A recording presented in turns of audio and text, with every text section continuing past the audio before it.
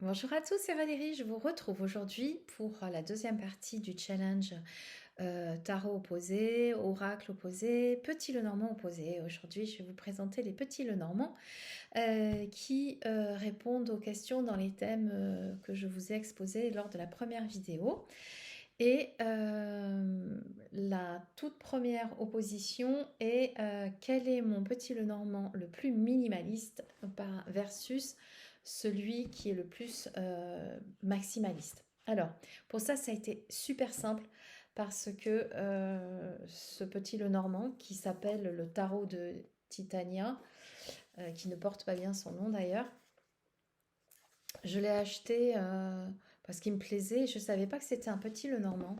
Il est tout simple hein, dans son graphisme et dans ses représentations qui sont assez particulières. Il n'y a même pas les numéros, vous voyez là c'est la cigogne, il n'y a pas les numéros, il n'y a pas les symboles cartomantiques, il n'y a rien du tout. Le renard, on reconnaît hein, quand même, mais le consultant,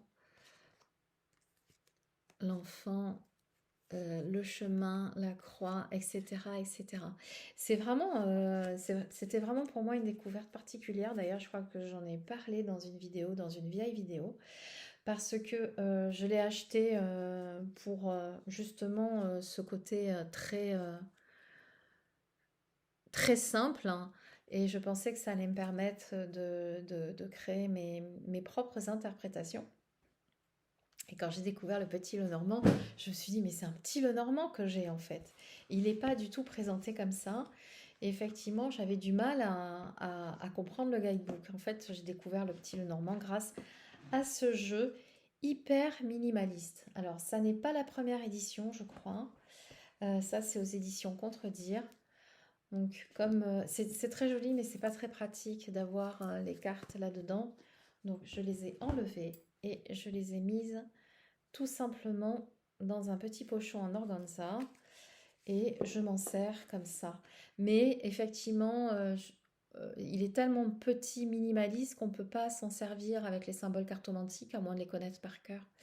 Et la numérologie, à moins de connaître par cœur, mais en fait, il y a quand même pas mal de cartes qu'on connaît par cœur, il n'y en a que 36 après tout. Le petit Lenormand le plus chargé que j'ai, je ne sais pas si je vais être très originale, hein, mais c'est celui de Kathleen Matthews, hein. C'est un petit Lenormand c'est pas sa première édition, parce que dans la première édition, il y avait une carte en plus. Là, j'ai un book, mais que j'ai apporté demain parce que je le trouve très bien. Et c'est donc, je pense, la deuxième édition. Et les cartes sont hyper chargées. Elles sont tellement chargées d'ailleurs que je ne m'en sers pas beaucoup. Non pas que j'apprécie pas, hein, parce que effectivement, vous voyez, vous avez tous les symboles, les cartes à jouer, les cœurs, la forêt, etc. Mais les cartes, elles sont présentées dans une sorte de boule de cristal, ce qui fait que même si tout est mentionné, moi j'ai du mal à lire. Ça a du mal à me taper dans l'œil. Donc bien évidemment, c'est lunettes obligatoires pour le cavalier. Je crois qu'il y a une carte supplémentaire aussi dedans celui-là, mais je m'en sers pas beaucoup. Euh, Le passage, je pense que c'est la renommée comme ça. C'était la croix au départ. Vous voyez? Dans les petits Lenormand, j'aime bien quand ça me tape dans l'œil. Bon, encore le soleil, ça tape dans l'œil, mais il est hyper chargé ce jeu. Pour autant, il est très réussi, hein. Il ne correspond pas à ma vision de vieille personne. Voilà pour minimaliste versus maximaliste. Ensuite, je vais vous présenter un jeu, un petit Lenormand, plutôt à utiliser le jour et un autre à utiliser plutôt la nuit. Alors pareil, ça c'était hyper simple. Après, j'ai quand même beaucoup moins de Lenormand que d'oracle ou de tarot. Le petit Lenormand de jour, sans hésitation, c'est My Cute Little Lenormand, ou Cute Little Lenormand tout simplement. Qu'on trouve, qui est juste en anglais, c'est dommage pour moi ou pour d'autres. Il y avait les cartes derrière, ça c'est un peu déchiré, donc je l'ai mis dans un petit pochon en organza rose. Et c'est un jeu super lumineux que j'aurais pu mettre aussi dans les minimalistes, mais il est moins minimaliste puisque vous avez les symboles cartomantiques et les numéros de cartes. Mais il est gai, il est lumineux, il est gai. Je ne sais pas si on voit bien le rose, ouais, on voit peut-être mieux là. Il est super joli. La licorne. C'est vraiment un jeu de jour. Avec ce fond rose qui est vraiment super lumineux, super agréable, hein. C'est un petit Lenormand ultra positif. J'adore. Voici le dos. Je ne sais pas, j'ai peut-être moins bien réglé la lumière pour que vous voyez les cartes. Non, là, je pense que c'est bien. Vous voyez bien. Voilà le jeu de jour et le jeu de nuit. J'ai choisi le jeu de Angélique, je ne sais plus son nom, Lumière d'étoile qui a une chaîne. Alors, j'ai pas la version Pocket, j'aurais préféré, j'ai la version Mass Market. Donc, ce sont des grandes cartes. C'est le Witchy le Normand, donc noir et doré. Très nuit, mais pas sombre. Voilà, avec un chouette guidebook. Et je sais qu'il y a eu l'édition auto-publiée avec la petite boîte et les petites cartes. J'aurais adoré la voir, mais je ne l'ai pas. Et du coup, bah, j'ai les grandes cartes, hein, vous voyez, par rapport à celui que je vous ai présenté avant, le Cute Little. Donc voici le Witchy, le dos, les tranches et les cartes. C'est pas un travail sombre, c'est un travail de nuit plutôt. Parce que c'est quand même, j'aime bien celle-ci. Il est quand même assez lumineux, malgré tout.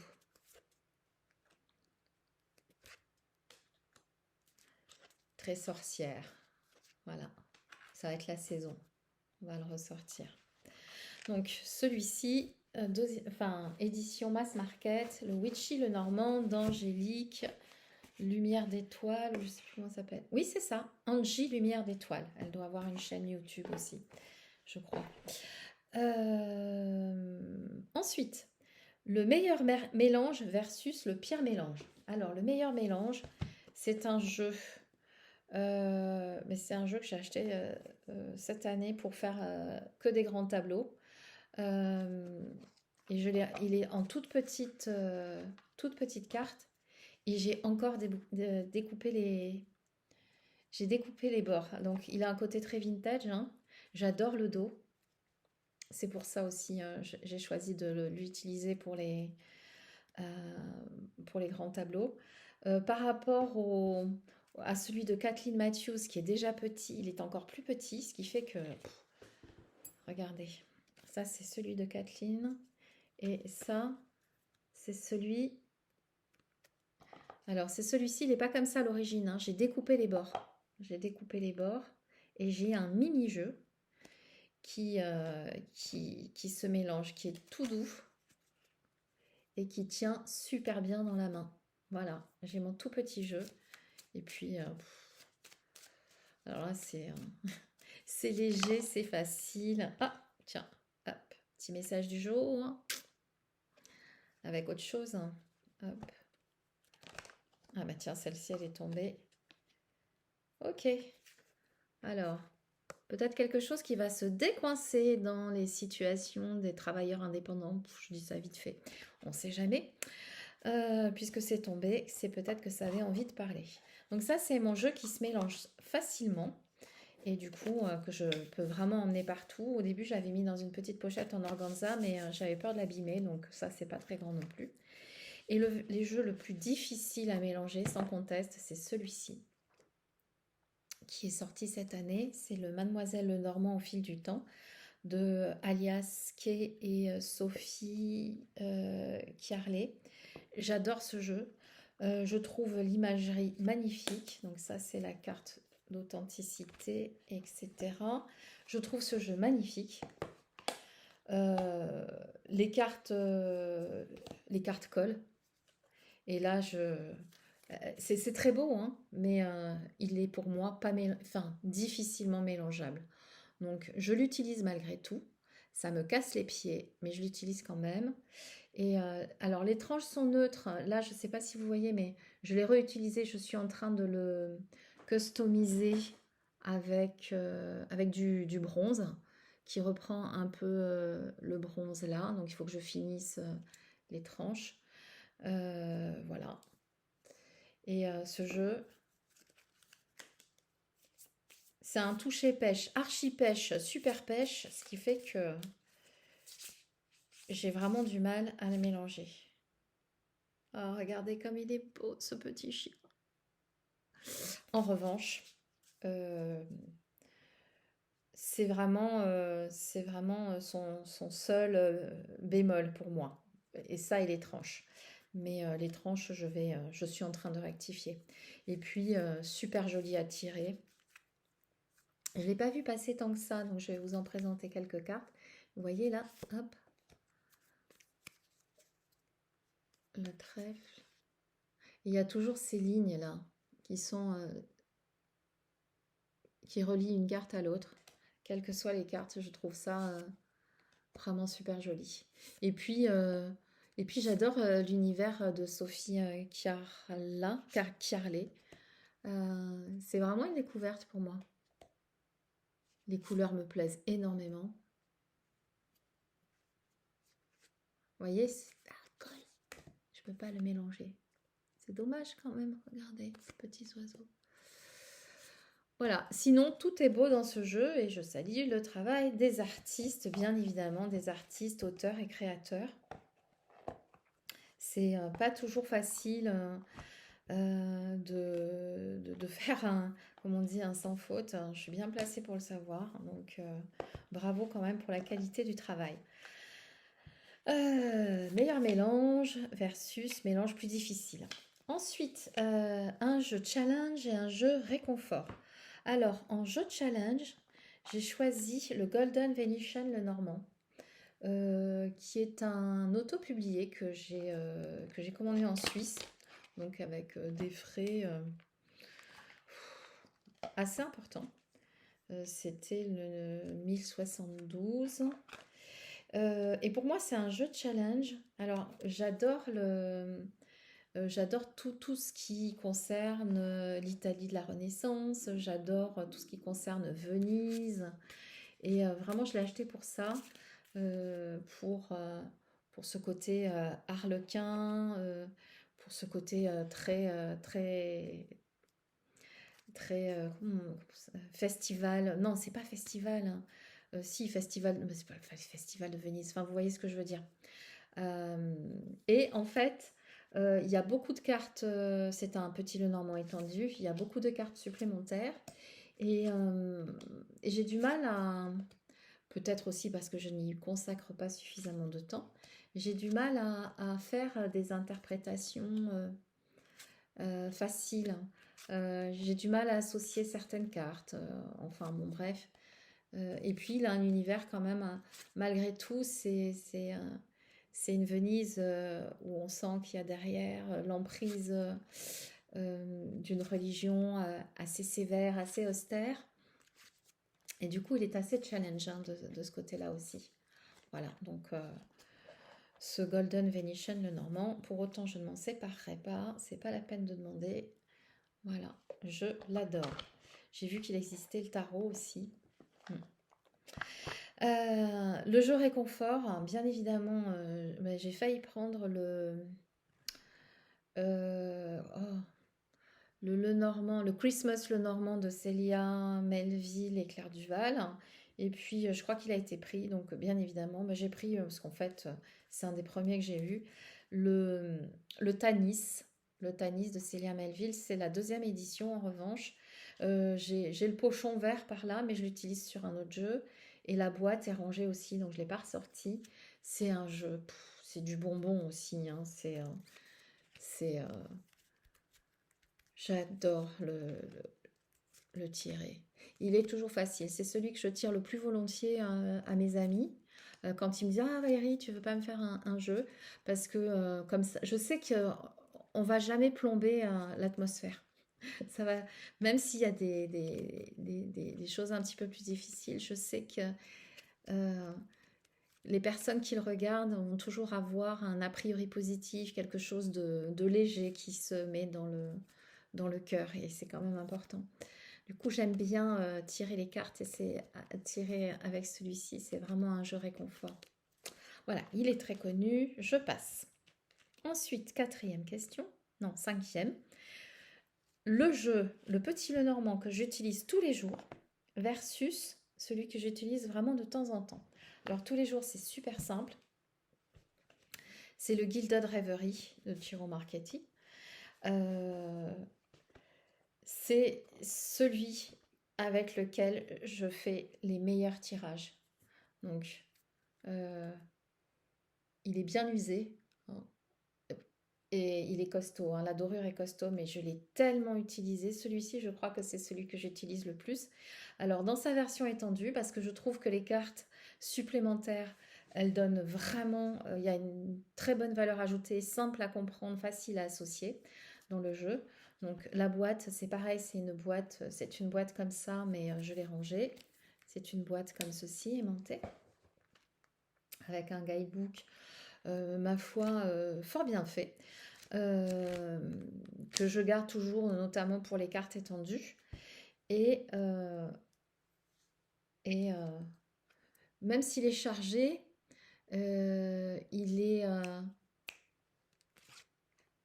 facile, on voit tout de suite la loupe, les dés, la bague, la clé. Et en plus, il y a plein de détails, hein. C'est-à-dire que ça tape tout de suite ce qu'on va voir. Et en même temps, on peut aller chercher d'autres idées dans la symbolique. J'aime beaucoup ces chemins. Voilà. Ça, c'est une carte qui m'a vraiment inspirée pour créer l'enfant intérieur de mon oracle. Ces nuages avec ce soleil de chaque côté. J'avais demandé à Élise de me mettre une petite fille au milieu de quelque chose qui ressemble à ça. Voilà. Ça, c'est... franchement, je les aime tous, hein, mes petits Lenormand. Mais si je devais en garder un, parce que j'avais pas trop le choix, c'est celui-ci que je garderais. C'est peut-être pas celui dont j'apprécie le plus le graphisme, quoique je l'adore, mais c'est celui que j'ai le plus utilisé, c'est celui que j'ai le plus avec lequel j'ai le plus de facilité à rentrer en connexion. Voilà. Versus le jeu que je n'utilise que de temps en temps. Alors, ça a été simple aussi parce que c'est un oracle que j'ai acheté que je n'ai pas encore utilisé. Euh, je l'ai acheté plutôt pour le guidebook. Il a un côté très vintage et même si j'aime le vintage, j'ai quand même pas mal de jeux vintage, notamment le Piatnik, celui que je vous ai montré tout à l'heure. En fait, j'ai surtout acheté, c'était pour le livret et pour voir toutes les propositions de travail de Alexandre Musruc, puisque c'est quand même un incontournable et que je n'en avais pas. Voilà, mais il y en a d'autres de lui qui me plaisent plus que celui-ci. Et il est très joli, hein, mais ressemble vraiment à d'autres jeux que j'ai. Et du coup, euh, je l'utilise. Je l'utilise pas, il est dans l'ordre. Dommage. Dommage. Mais super guidebook, très très complet. Euh, vraiment, il y a beaucoup de choses qu'on ne trouve pas dans d'autres livres. Donc, ne serait-ce que pour ça, eh bien, même si je l'utilise pas souvent, il est intéressant. Euh, je crois que j'ai oublié le jeu surestimé versus le jeu sous-estimé. Donc, je vais passer à la question. Oui, ouais, j'ai oublié. Et je vais terminer. Oh, j'ai fait une vidéo beaucoup plus courte. Je vais terminer avec le jeu pour le travail de la lumière et le jeu pour le travail de l'ombre. Alors, sans hésitation aucune, un petit Lenormand que j'adore, c'est celui de Ciolo Thompson, le petit Lenormand prophétique. Il est... Alors, elle travaille l'aquarelle, donc le guidebook, il est magnifique aussi. Elle travaille l'aquarelle, moi je trouve, comme personne. Donc il y a le petit jeu dans la grande boîte. Vous avez 4 cartes additionnelles, je crois, qui sont très intéressantes. Donc la boîte, donc c'est chez Arcana Sacra, toujours ces jolies boîtes. Super facile à mélanger, hein, aussi, j'aurais pu le mettre là-dedans. Mais comme j'ai dit pour les tarots, les jeux d'Arcana Sacra sont très faciles à mélanger.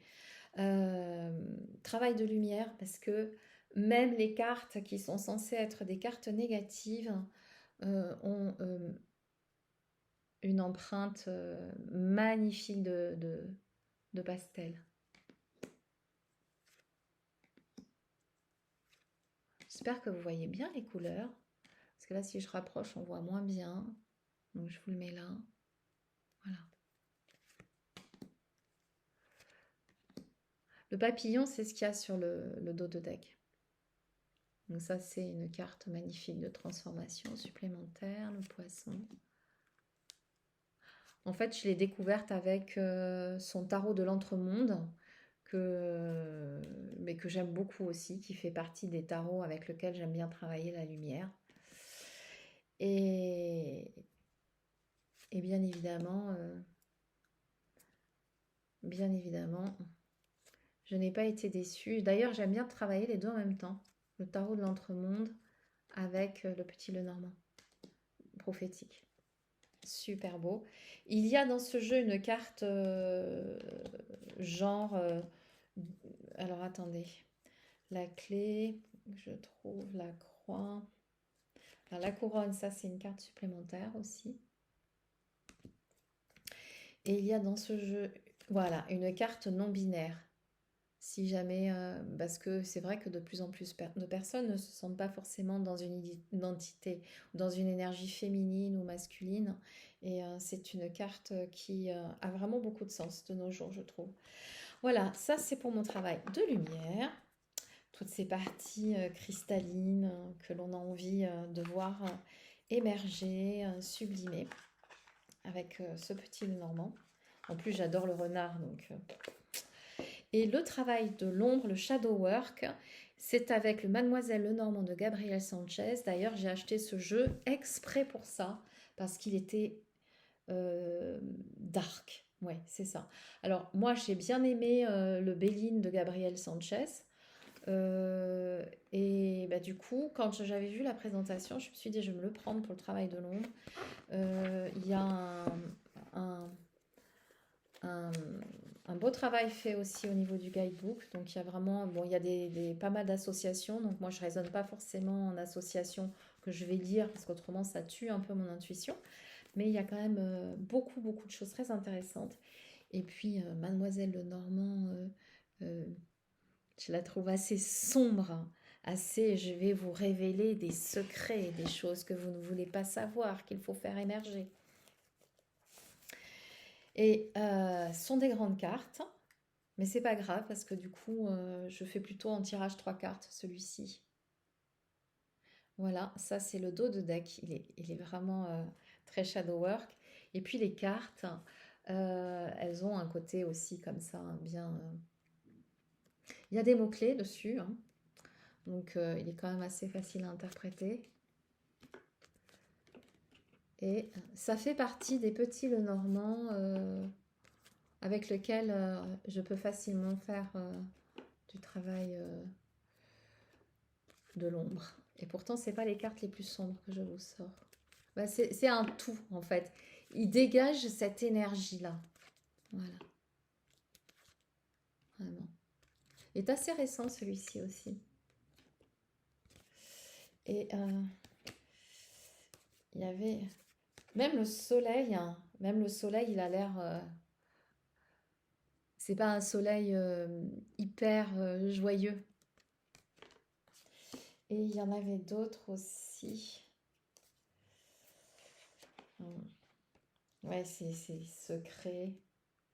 La croix. Alors la croix, j'aime pas trop cette carte hein, dans le petit Normand. C'est pas. Quoique ça. Je préfère quand on parle de passage. La croix, c'est la fin, mais ça peut être le passage. D'ailleurs, je ne sais pas ce qu'il met comme mot-clé. Tristesse, tourment, pénibilité. Donc moi, j'aime pas l'interpréter comme ça. Mais bon, c'est la carte du non. Mais celle-ci, je la trouve fort belle, malgré tout. Le cercueil, il est triste aussi. Voilà. Même la faux, la tour. Voilà. Effectivement, il fait bien le job, comme on dit. Donc ça, c'était le dernier petit Lenormand que je voulais vous présenter. Je ne vous ai pas présenté de jeu surestimé ou sous-estimé parce que j'ai pas vraiment réussi à jouer le jeu pour cette question et plutôt que de vous dire n'importe quoi, j'ai préféré supprimer la question. Voilà, je vous remercie de m'avoir écouté. Je vous fais plein de gros bisous et je vous dis à tout bientôt. Au revoir.